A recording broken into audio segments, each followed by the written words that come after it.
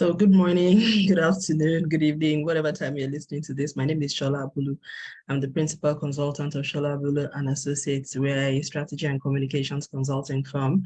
And welcome to SA&A Learning. This is our learning channel on YouTube where we just go through little bits about strategy, about communications, and what it feels like and what it should look like. So this is going to be a very short session. I'm going to try to make it about 10-15 minutes max. And it's about ESG communications. I'm sure some of us have heard about, we know what ESG is. If you're listening to this, then I'm sure it's because you have, or you're watching this, is because you have interest in it. So we're just going to run through this pretty quickly. So it's called Introduction to ESG. It's very, very short, just about 4 or 5 slides. I'll run through it in about 15 minutes. It's just an intro. And at the end, I'll sort of like bring it all up to an end. So here we go. Sorry. So definition of ESG, and I think, like I said, if you're listening to this, you're watching this, then this is an interest area for you. ESG literally stands for environmental, social, and governance.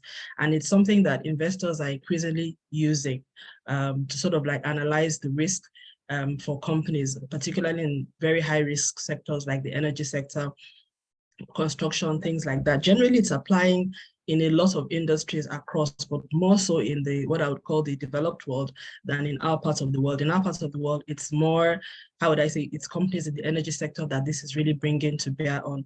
And it's being used as a way to sort of like evaluate the risk that a company faces in terms of its environmental risk, its social risk, and its governance risk. So if anyone wants to invest in a company or an entity, it looks at how it does its business in environmental sense. You know, what happens if it's an energy company, how does it produce its energy? Is it working towards transition? What are its carbon emissions like? How does it use its resources and that kind of thing? And how is the environment affected by what the company does? Now, this should apply really to any company, and every company has some sort of environmental impact, even if it is just waste management.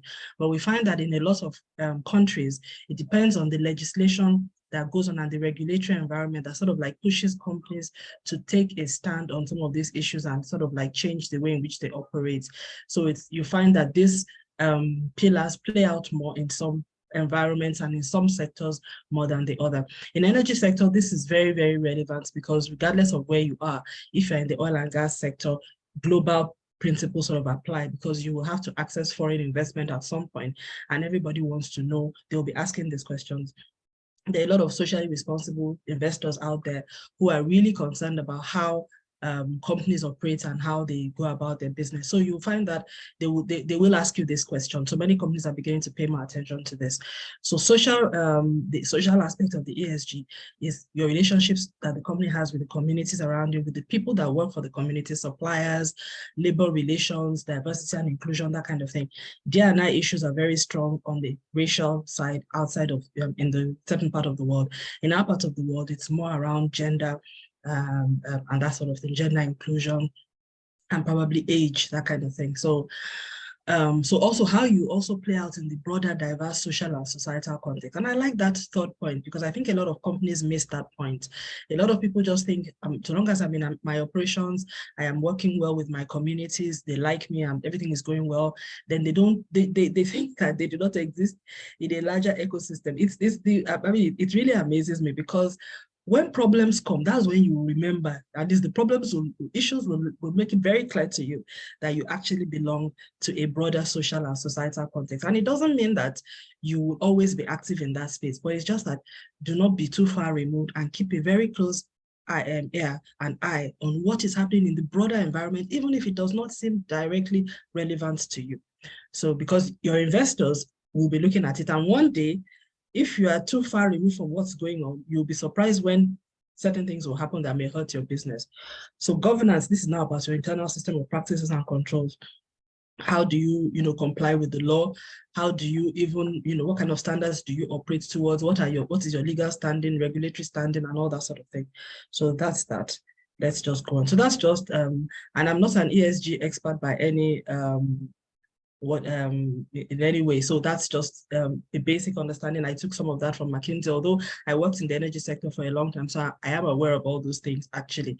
But some people, that's really their bread and butter, that's their tea. But in my case, my role is really around the communications of that environmental, social, and governance, those pillars. How do you develop your messaging in such a way? How do you communicate, and how do you engage with key audiences and stakeholders in a way that enables you to do the following things? That first of all, to achieve your business and strategic objectives, because first of all, you are in business for a reason. There's a core purpose for your business, and whatever it is that you're doing, whether ESG, operational excellence, whatever it may be, it's because of that business. So ESG is an enabler for the business. It's not coming to destroy it. So your core business is still the reason why you do this. So your communications must also align with that core purpose, whether it's a business objective, whether it's a strategic objective. And then how do you use that to positively differentiate yourself in the market? Because to be honest, if we're talking about investment here, we're talking about how investors or even regulators, because sometimes you may be moving into a new country and they want to make a decision between you. Are you the kind of partner they want to work with? Are you the kind of person that we can trust the resources of this nation to help us exploit it? For instance, if you are in the energy environment and energy sector, how you can positively differentiate yourself by having a very compelling ESG narrative, a very compelling ESG value proposition that you can articulate, that is already written down, that is something that a country can look at and evaluate and make a decision and say, okay, we have two partners who seem to be of equal technical and commercial standing, but what separates one from the other is the ESG value proposition. Because we're a society, we don't want our environment hindered or impacted negatively. We want our people to grow and let there be some social value. Also make sure that the social impact of this operation is also well taken care of. And in terms of governance, we want to be sure that you're the kind of people that will do the right thing. So if you don't have that narrative positively, already articulated before time, it's not going to sell, particularly if you are in a very, very tight competitive space. It also helps to enhance the value of your brand, and it keeps you well positioned as a market leader in your sector. That's really, for me, I always look out for those things that are head and shoulders above others. And this is one of those opportunity spaces that you can have. So that's just the general. This is where I then get involved when it comes to the communication of whatever your ESG strategy or your ESG strategy is. Sorry, yeah. So some common mistakes that people make, and how am I doing for time? Let me just make it look, yeah, looking good. So some common ESG communications mistake, and I should have shown now this, like I had said, this is going to be very short. So typically I would run a course session where I'll talk a bit more about this. If you're interested in that, just send me an email. We'll talk about at the end of the session, where I will go into a richer context onto the companies that are very active in the ESG space and what they do and how that comes out even in the communications perspective. But what you can easily see here is some of the common mistakes that I see as a practitioner and as someone who also worked in that space for a very long time in the energy sector, where environmental concerns, social concerns, not so much governance, but more of the E and the S, but heavily E was a very strong thing. So something that is that often happens is there's no clear strategy around ESG. It's just something that is done on a very reactive basis. Many companies fall into this on the environmental side, on the social side, and even sometimes on the governance side. My observation in Nigeria, in my local context, has been that in the oil industry, they tend to be a bit more proactive around social and the environment because of the history and the legacy issues that have happened, particularly with international oil companies in the past. So people now know that there's certain things they need to do: environmental impact assessments, social impact assessments, health impact assessments. They need to operate in a certain kind of way, have a process around that. Health, safety, and environment is a thing. So that's something that is already done. And the governance for a lot of them is already determined by the investors, the foreign partners, the foreign lenders that are invested into those entities, because most of them are typically, they will have a strong board, they would have investment, they are not, sorry, I need to, sorry about that. So they are not able to, they already have that governance is quite set up. But then there is sometimes no clear strategy around the communications of that entire narrative. Sometimes there's even no clear strategy around the ESG. So they are just reactive. So what you found is that as environmental concerns became a thing, people then started talking about environmental. Some aspects of social become a concern, then they start reacting to the social. So nobody is putting it all together. In the energy sector, you do find that many people have been talking about sustainability, but to be honest, it's almost like a copy and paste. When you read what one operator writes with another one, it's almost the same. There's no differentiation, which brings me to the second point. And sometimes the link to operations is not so clear. It's almost taking on like an activity that we're doing, almost like so that we can access something that's going to get us have access into the environment, particularly the social ones. And then once we have access, we just do it and then we leave, and that's that, So it doesn't have a clear ongoing link to operations. And then it's treated like CSR, which it should not be. Because CSR is something that you do whether or not you have interest in a place or not. But ESG is part of your operations. It's the impact of your operations that makes it necessary for you to even be talking about environmental or social or governance. Nobody's going to ask you about a social impact or a social relevance that has nothing to do with the nature of your business. It is associated, the environmental concerns, the social concerns, the governance concern is associated, is intrinsic to your business and your operations. It should never be treated like CSR. And I see a lot of that, particularly in the social side, not so much in the governance, sometimes in the environmental side. And what you would say about the ESG is that they're all interconnected. So the environment side has a social side because it impacts the lives of people. The governance side also impacts the social life because it impacts on the people working there. So they're all interconnected, even though they are different. So just taking one leg out and ignoring the other is not necessarily good practice. But whenever you find an operator or an entity that is operating that way, it also shows in the way in which they communicate. But for me, if I would look at this and take the one that I find the most, how would I say, the biggest mistakes and the ones that I find quite, is the lack of differentiation. In fact, the lack of differentiation, that's quite much. And then the no clear link to, in fact, all four really, honestly, these are my pet peeves for, I would say, the most common mistakes. There are many others, but these are the ones that I most observe. Now, in terms of ESG communications, what are best practices that I would say is, I think, the best way in which, or based on what I have seen, is the best way to communicate about ESG? I think it works best when it's authentic, when your messaging is believable. In other words, it's based on actionable and meaningful intent. It is your own unique story and not a copy and paste story. The copy and paste stories, honestly, nobody is buying it, and I think we all know it, nobody's buying it. We're not listening because it's so obvious that you're speaking someone else's words.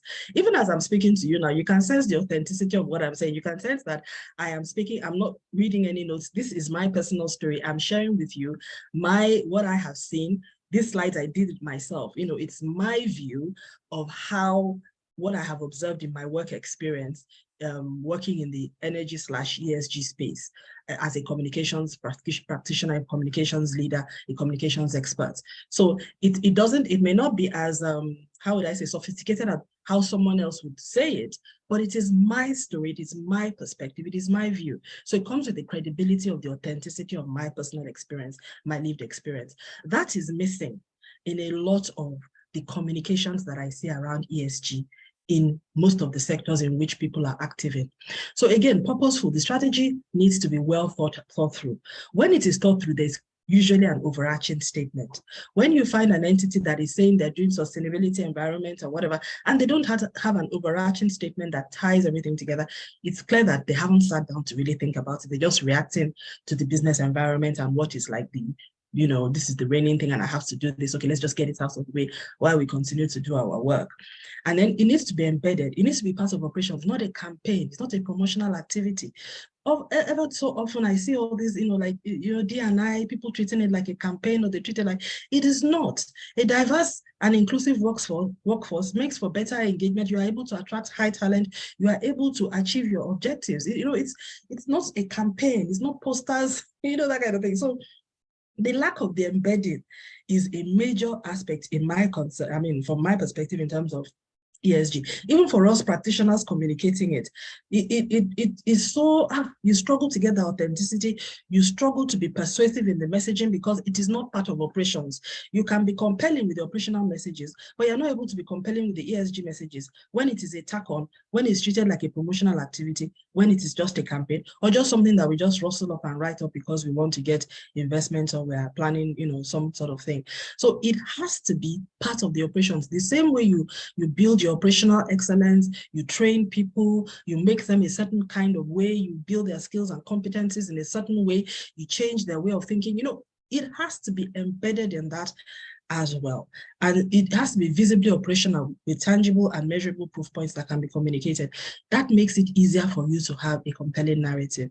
It also needs to be interwoven in the corporate culture. It has to be a way of thinking, a way of doing, and a way of being. It has to be part of the overall brand philosophy, the ethos, the ideals, and the attributes. And if that was not where you were coming from, assuming you've been in an old company, you've been there for a while, you can start building that culture change into your organization. But it's something that you have to sit down, think about how you want to do it. What's your purpose? Is it, how do you find that alignment? How do you tell that story internally? And how do you walk the talk? How do you model those behaviors? How do you champion it? How do you make sure that your processes, your standards, your policies internally all play to those themes that you are communicating externally? Because if you're not changing inside, there's no transformation going on inside, and you're just having some pretty messages in a publication or on your website, it's not going to fly, and that's why that term greenwash comes. It's the lack of authenticity that makes people talk about greenwash. Then it has to be contextual. This I really, really find it's a really big thing for me, because I worry about the fact that you hardly ever see ESG narrative that is contextual. All I just see are the global messages around carbon emissions, blah, blah, blah. I do not see narrative that is contextual to our context. For instance, in the kind of place where I'm coming from, where things like I should be expecting to hear more about the just transition and equitable transition, vulnerable communities, access to energy. You hear a bit of those, but that, like the just transition, I haven't even heard that. Maybe I'm missing it, maybe I'm not in the right circles anymore, but I don't even hear that word being used. I just hear people talking about the energy transition. Whereas for us, in our part of the world, particularly in my nation, where we have about 84 million people in poverty, that transition has to be just, it has to be equitable. So it is not debatable that there will be a transition, but the narrative that should be adapted for operators in our markets should recognize the need for a just and an equitable transition, a just transition particularly. So that context is an opportunity space that I think is really missing in terms of how we communicate about ESG. In fact, our commitments on ESG and how we communicate about on those commitments. And again, finally, and most importantly, your ESG strategy and therefore your communications must measure up to the expectations of the key stakeholders that are active, that have influence and interest in your operations, particularly in the ESG context. The narrative should be clear on the purpose, on your commitment, as well as your roadmap ahead, where you're coming from, your current reality, and what the outlook is. But it should measure up. I think this is the problem with a lot of the ESG narratives, particularly for a lot of the big players. Their narratives just don't measure up to the expectation. And if your ESG narrative does not measure up to the expectation of your stakeholders, you have a big problem. So I think there needs to be a conversation whereby you look at the gap to potential in terms of the difference between what we are saying and what is expected of us, and how do you bridge that gap?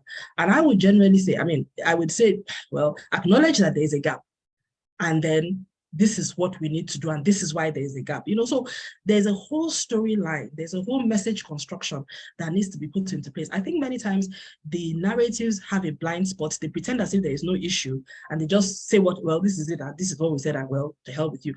So it doesn't quite land well, and then you wonder why it doesn't land well. It's because you haven't bridged the gap. The expectation is here, your messaging is here. You then have to have some bridging message to navigate that tension a little bit, and that is firmly in the communication space. So I just want to give a couple of examples of people that I think, examples of what I mean by an ESG statement and how I think it plays out. So this is a company that is an IT solutions company. I think they're an American company, but they work globally. They work a lot with Microsoft. and they have an ESG statement, which I think is best practice. Honestly, I think so. I noticed that a lot of the oil companies, they have what they call sustainability statements, what they have been carrying on, for years, because they've always been active in this space, and they seem to be a bit reluctant to then convert them into ESG statements. Rather, I see statements on environment separately, social separately, governance separately. They're not bringing it all together. I wonder why that is the case. I also understand that they're all being, some are being a bit cautious because of the legal, regulatory, and the whole commitment space and all of that, particularly because carbon emission is the big thing for them and energy transition. But still, I think there's a space for having an overarching commitment. This is who we are. This is what we believe in this space. I honestly believe so, but I would trust that the big players know what they're doing, but this is my own view. So this company, IT solutions company, let's look at the things in blue here. They say we strive to build sustainable, equitable, healthy, and diverse communities through a combination of innovative digital transformation and from IT solutions. Notice that sustainable, equitable, he uses the word equitable. They use healthy. Then when he goes down there, he says how we design and build new projects, we operate our portfolio and collaborate with stakeholders. That's the social part. Then, and he's very focused, they're very focused on that communities there. So you can see that social element coming in, and they come down there again to talk about community response award for efforts to support local business and community. So very much in the social space there, even though they have sustainability, but then they're talking about how they ensure that they embed, environmental and social performance into how they design and build new projects, because those will always have some kind of environmental impact, whether it's in terms of waste management or emissions or, and that sort of thing. So yeah, so that's it. I think that's a good one. The fact that they have a statement, that they get a thumbs up for me on that. Then this is one of the sustainability statements for one of the big players. I'm almost out of time, but I think oh, wow, I've done more than 20 minutes. Oh, wow. Okay, so sustainability statements done by, this is by Chevron. I got this from their site. It's a 2021 document, but that was the latest I could see. If there's an older one, well, I didn't see that, forgive me. So here you see the first statement. They say, and they didn't call it ESG, which is, again, like I said, this is a pattern that I noticed among a lot of big players. They didn't have ESG, but they had sustainability statements. And it says, our success is driven by our people and their commitment to deliver affordable, reliable, and ever cleaner energy. So this is them bridging on the environmental side here, where they're talking about affordable, reliable, and ever cleaner energy. So it should be reliable, it should be ever cleaner. So that means progressively clean. They're not committing to clean, but they're saying it is going to be progressively clean. So this is them bridging on that. And that's fine. I like that, because you need to be clear. Don't commit to clean energy when you know you can't deliver clean energy. You have to, that's what I meant about it must be contextual, it must be authentic. So our strategy is clear. We are leveraging our strengths to deliver lower carbon energy. Again, they're not saying low carbon, they're saying lower, progressively lower to a growing world. In that messaging, they brought in the environment and the social. And what they're showing there is that we'll progressively lower the carbon, but realize that the energy needs are also increasing as the population of the world is rising. So they are already bringing in that tension.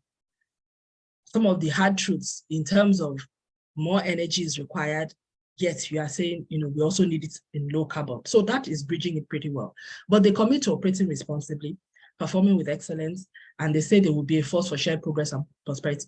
Again, that's a bit generic, but anyways, it's an overarching statement, because that is neither here nor there. These are buzzwords, which are, so I would have, what does shared progress mean? Well, maybe between stakeholders, they put the social part in there. I like the prosperity piece. I like the fact that they're saying the prosperity will be shared. So what they're saying is between themselves as stakeholders. So I think that's good on the social side, but no firm commitments there is what you'll find. But generally in these statements, you don't have firm commitments, but we would hope that at some point in time, that message will come down into proof points, performance measures and targets, because otherwise then again, the credibility again is just greenwash. So our success rests on a culture true to our Chevron way, getting results the right way. That right way now brings the ESG. So if you notice, started off with an E, brought in the ES, and then we brought it home to ESG, because right way is about doing the right thing all the time, governance in social environment, however way. So I think this one is quite good. it can, I hope it gets down to a bit more concrete measures. I'm speaking from a communications perspective now, because these are the things that make your message credible and believable and acceptable to a broad range of stakeholders. For some stakeholders, it's enough that you have this. For some other ones, they want to say a little bit more. What do you mean? How does this play out? How do you operate in, so you can't just have a statement and leave it like this. The statement must breach and must go all the way down into the organization in terms of how you operate and how you do things. So how can we help? We are experts, Sola, Abulu and Associates. We are a professional communications management, risk and reputation management company. And we can help you by commissioning, either undertaking an ESG communications audit for you. We can help you develop a communication framework. We talked about that, having your statements, having your key messages, your proof point, even a culture change program. We can also help you with that as well. If you need to have an ESG communication strategy and a plan that you need to work over a period of time, 5, 10 years, that can be high grade. We can do all of that for you, run through all of your environmental messaging, your strategy, and ensure that you have a communications framework that builds quite into that.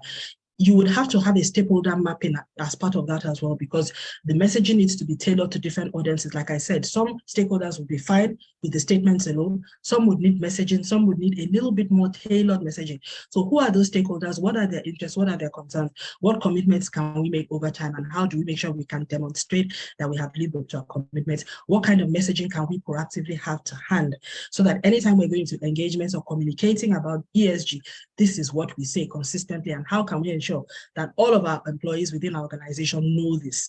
So these are things that we can help you do. We can help you develop a roadmap.